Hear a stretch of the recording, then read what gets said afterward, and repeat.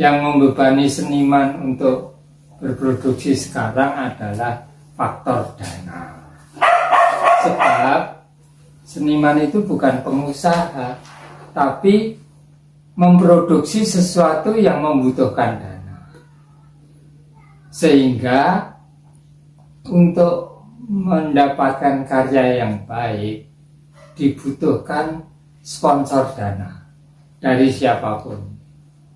Jangan dipikirkan sudut seniman itu berapa mengeluarkan, tapi harus cukup dana itu. Nah, ini pendukung-pendukungnya atau pensupportnya harus memiliki kepedulian itu. Nah, kemudian bagaimana produksi acara itu dihasilkan itu bergantung juga dari besar kecilnya dana dan ruang apresiasi yang cukup. Misalnya ruang apresiasi itu pusat kesenian, itu harus memberi support. Kemudian audiens yang cukup dan memadai, misalnya mahasiswa, siswa sekolah, atau masyarakat luas yang bersifat universal. Nah, itu harus simultan dilakukan. Ya, itu penting. Kemudian seniman itu terus terang saat ini mengalami kesulitan karena ruang-ruang produksi itu semakin sempit, tidak banyak yang memberi fasilitas secara gratis, tapi semuanya membutuhkan ongkos sewa. Ruang-ruang pameran, ruang teater, musik itu semuanya butuh dana. Butuh diberi imbal juga. Nah, ini menyulitkan seniman. Untuk itu diperlukan satu pengertian dan kerjasama yang baik antara pengelola kesenian, pengelola tempat-tempat pameran dengan seniman yang membutuhkannya. Nah, apalagi ya, kiat-kiat yang harus dilakukan seniman itu memang memiliki tekad, semangat, dan tidak boleh pesimistik terhadap apa yang berada dalam idenya, sehingga bisa dikeluarkan. Sedangkan pemerintah khususnya yang mempunyai Departemen Kebudayaan memiliki DPR itu harus ikut nimbrung, memberi support. Nah, memberi support di sini bisa moral, bisa material, sehingga kehidupan kebudayaan itu bergulir di dalam kehidupan masyarakat dan menjadi budaya masa kini, sejarah budaya untuk masa depan, dan menjadi dokumen yang tidak bisa hilang. Nah, itu penting. Jadi ada satu totalitas kebersamaan antara government, artis, departemen, DPR itu apa itu? ya DPR, wakil-wakil rakyat, termasuk para pengusaha ruang-ruang pertunjukan atau pameran itu memberi support semua. Disinilah kebudayaan itu menjadi sebuah sejarah. Kalau kita lihat di zaman kerajaan misalnya, zaman-zaman dulu sebelum negara kita itu ada, itu raja itu memberi support kepada seniman supaya nari di keraton, supaya melakukan pameran hasil karyanya, batik lah, tenun lah, semua itu dihadirkan untuk sajian kepada masyarakat sehingga berjalan.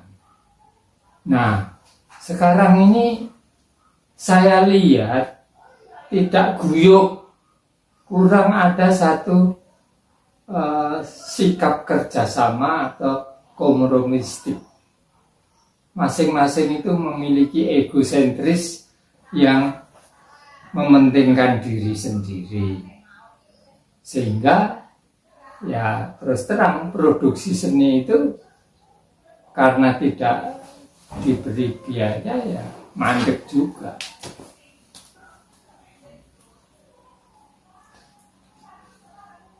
Saya sebagai seniman terkena juga.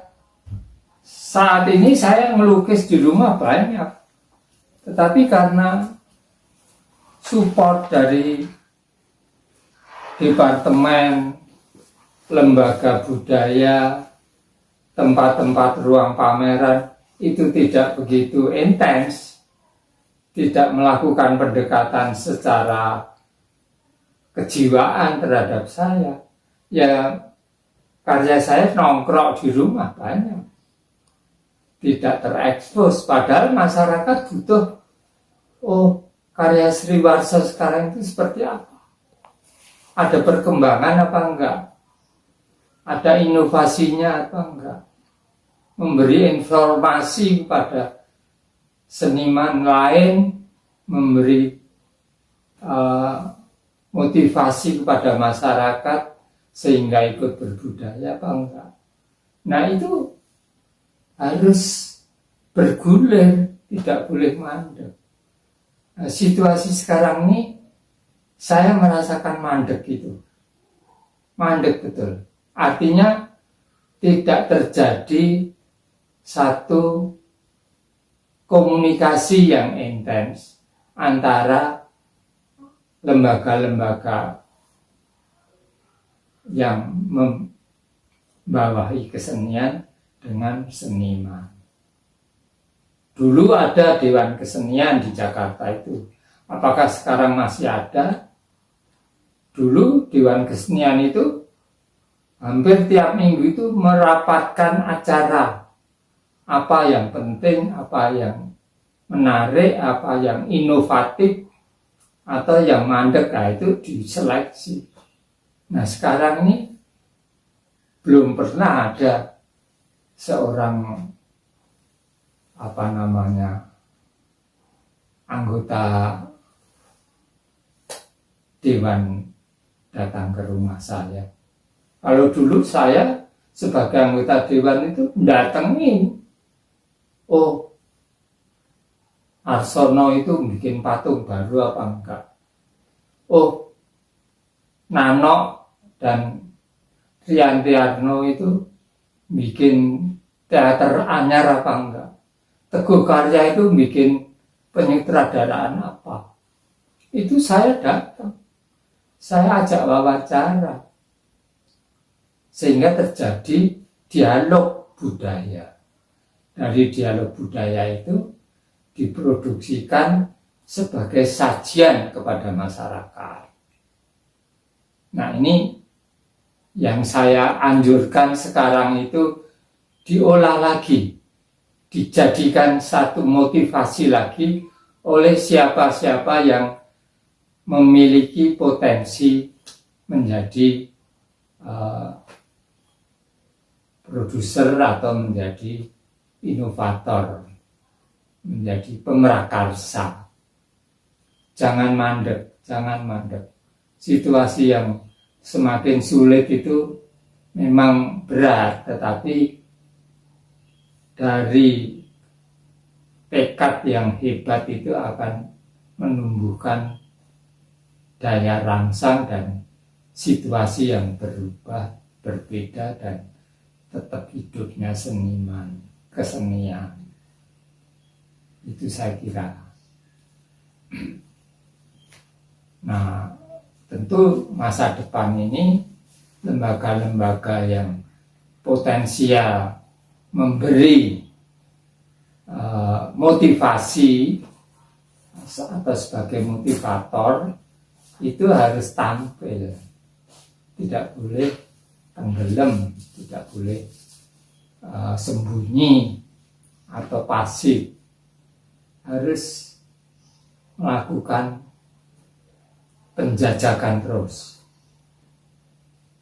pengkajian terus, mana yang baik, mana yang tidak baik, mana yang inovasi, mana yang sifatnya itu mandek. Nah, itu harus diulang. Aku kira itu.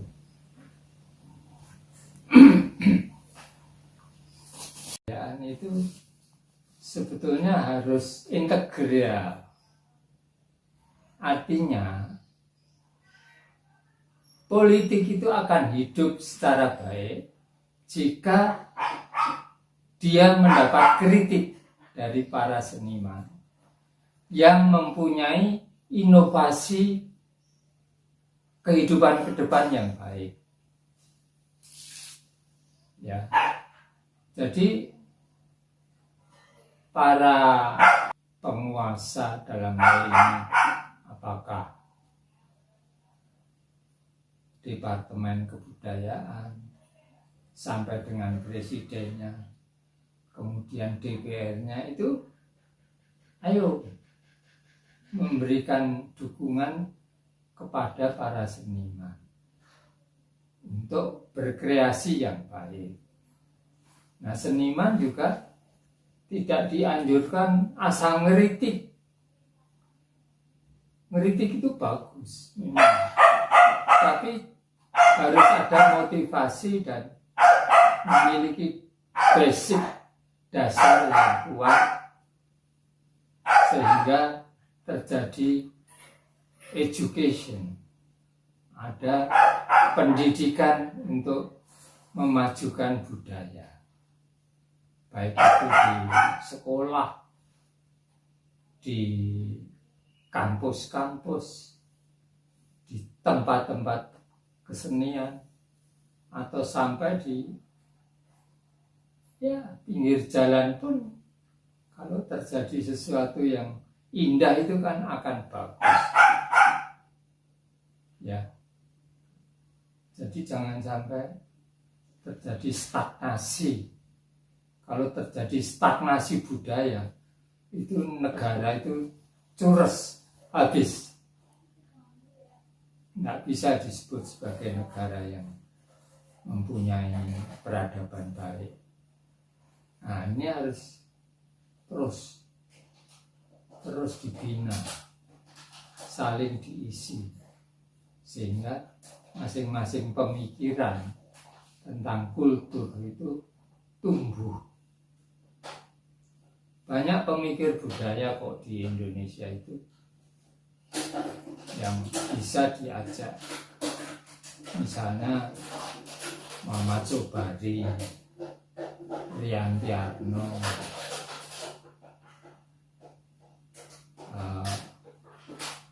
Sukarti Rinake,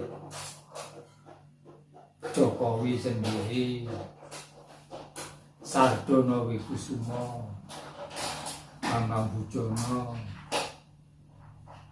ya termasuk saya sendiri misalnya, itu mempunyai backup atau pengalaman atau dasar-dasar untuk memajukan budaya. Jangan abaikan mereka-mereka ini. Sambrek dana pun kalau tidak ada pemikirannya yang positif, tidak bakal terjadi.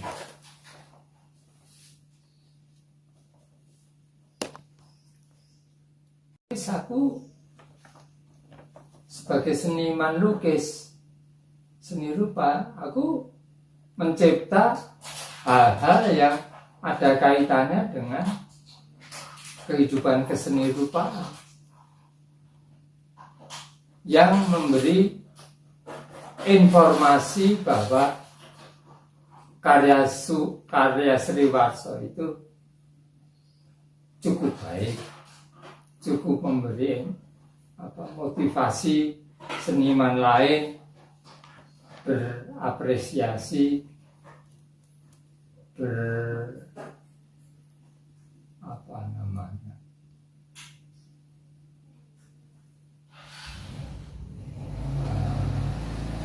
berkontribusi atau apapun ya, yang menumbuhkan situasi itu menjadi ada sesuatunya, ada gerengnya gitu.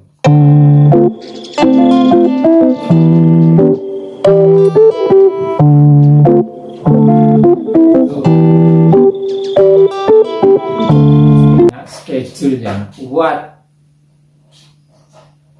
bagi negara terhadap pertumbuhan, perkembangan, dan kehidupan kesenian.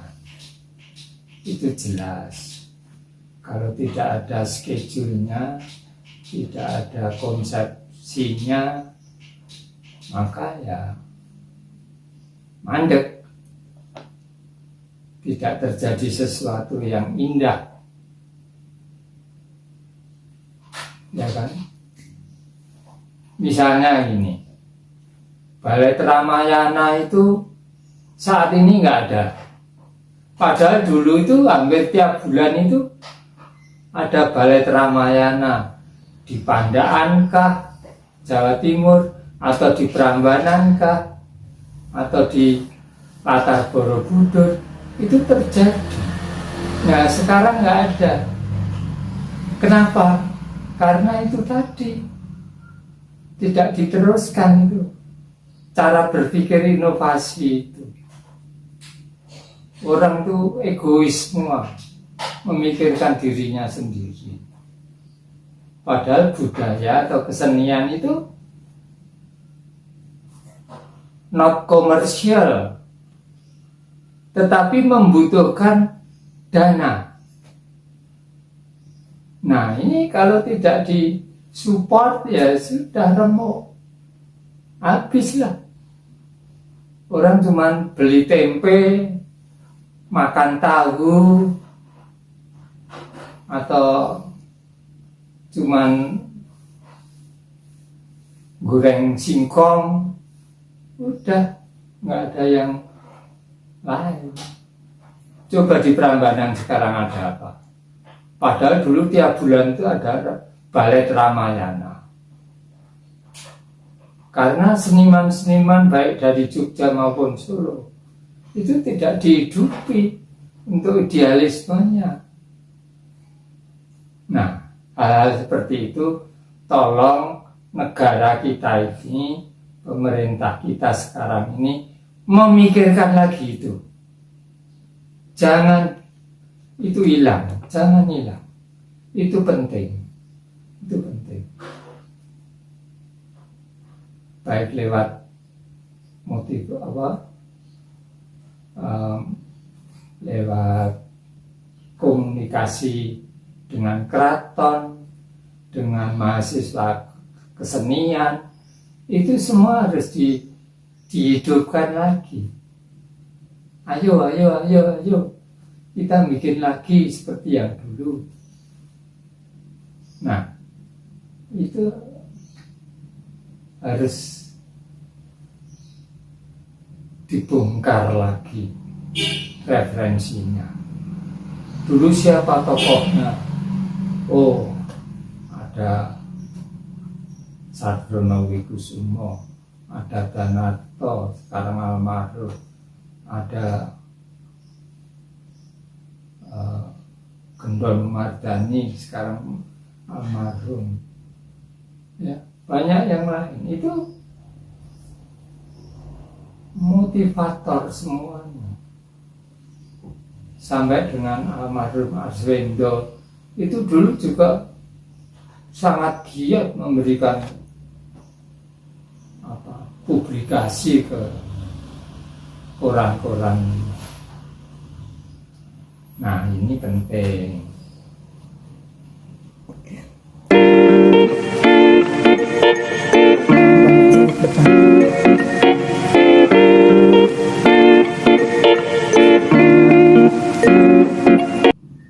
Itu sulit dilakukan, tapi harus dimulai lagi.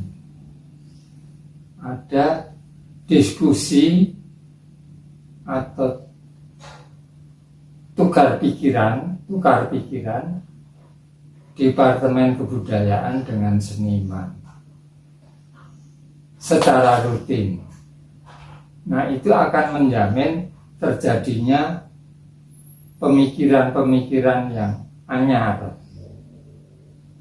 Ya, jangan duduk di belakang kursi meja aja. Itu penting. Sekarang ini misalnya Nungki Kusumastuti udah nggak kedenger lagi nari. Karena apa? Nggak ada medium yang membawa dia berjoget, itu sudah tidak tumbuh. Sehingga kalau toh dia joget di tempat saudaranya menikah atau apa, itu kan ngeri. Padahal dia tokoh. Dulu Sardono itu mendatangkan Huri Hadam, Martha Graham dari Amerika datang ke sini. Nah, sekarang mana mungkin ketika hal seperti itu tidak dilakukan. Ini pemikiran bersama, baik aparat pemerintah maupun seniman dan budayawan. Jangan itu dihapus, dibiarkan seolah-olah kehidupan sudah mapan, orang sudah makan semua, udah cukup, perutnya udah kenyang. Enggak seperti itu kehidupan itu. Nasi bukan sesuatu yang pertama, tapi hati yang penuh keindahan, hati yang penuh kebahagiaan. Itu juga makanan yang tidak kalah pentingnya daripada nasi atau sekedar duit. Itu